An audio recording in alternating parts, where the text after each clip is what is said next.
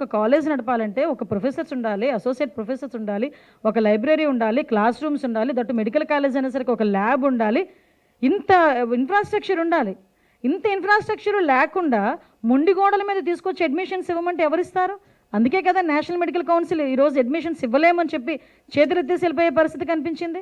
2027 కల్లా మేము పూర్తి చేస్తాం మెడికల్ కాలేజీలు.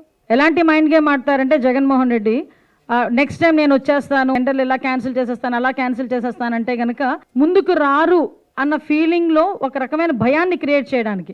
దీన్నే అంటారు మేకపోతు గాంభీర్యం అంటారు, తెలుసా మీకు? పులి ఎదురుగా ఉండేటప్పుడు అలాగే ఉంటుందట మేక పరిస్థితి కూడా. దాన్ని ప్రదర్శించి ఏదో రకంగా సస్టైన్ అవ్వాలి అనే ఉద్దేశంతో మాట్లాడే పరిస్థితి. అసలు పగటి కళ్ళ కండం ఎక్కువైపోయింది జగన్మోహన్ రెడ్డికి. సో ఇంకా మళ్ళీ నేను వస్తాను అన్న తీరులో ఉన్నాడు.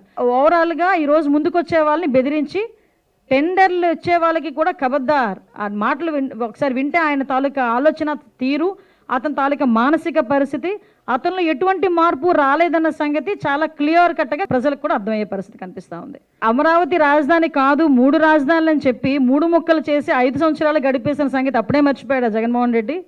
ఈరోజు అమరావతికి మళ్ళా పునర్ప్రారంభించడానికి నరేంద్ర మోడీ గారిని తీసుకొచ్చి ఈరోజు ఇక్కడ మళ్ళీ తిరిగి శంకుస్థాపన చేయించి దగ్గర 15,000 కోట్ల పైన ఈరోజు డబ్బులు తీసుకొచ్చి ఈరోజు కన్స్ట్రక్షన్ స్టార్ట్ చేస్తూ ఉంటే బెంగళూరులో కూర్చొని మళ్ళీ డైరెక్ట్ తాడేపల్లి, అంటే ఇతను టూర్ ఎలా ఉంటుందంటే బెంగళూరు ఎయిర్పోర్టు, విజయవాడ ఎయిర్పోర్టు, తాడేపల్లి, మళ్ళీ తాడేపల్లి నుంచి విజయవాడ ఎయిర్పోర్టు, మళ్ళీ వెంటనే బెంగళూరు.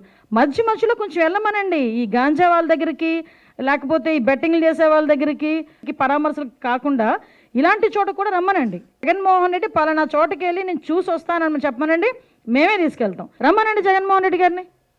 ప్రతి ఒక్క దగ్గరికి నేను తీసుకెళ్తా with escort, with police protection. ఆయన కావాలనుకుంటాడు కాబట్టి. ఆహా అంటావో ఓహో అంటావో తల బాదుకుంటావో చూద్దాం ఒకసారి పా. సోషల్ మీడియా అనేది ఎంత పాజిటివ్ వేలో ఉపయోగించుకోవాల్సింది పోయి ఈరోజు నెగిటివ్ వేలో ఉపయోగించుకోవడం ఒక ఎత్తు అయితే, మహిళల్ని కూడా వ్యక్తిత్వ హననం చేయడం దగ్గర నుంచి ఫేక్ న్యూస్లు విపరీతంగా ట్రోల్ అవ్వడం అనేది జరుగుతుంది. ముఖ్యంగా ఇలాంటి వాటి గురించి అరికట్టడానికి ఈరోజు మంత్రుల తాలూకా సబ్ కమిటీ కూడా ఏర్పాటు చేసి ఈరోజు దీని మీద ఒక యాక్ట్ తీసుకురావడానికి కూడా మా ప్రయత్నం కాదు, మేము రెడీగా ఉన్నాం. సోషల్ మీడియా విషయంలో మాత్రం చాలా స్ట్రిక్ట్గా మాత్రం యాక్షన్ ఉంటుంది.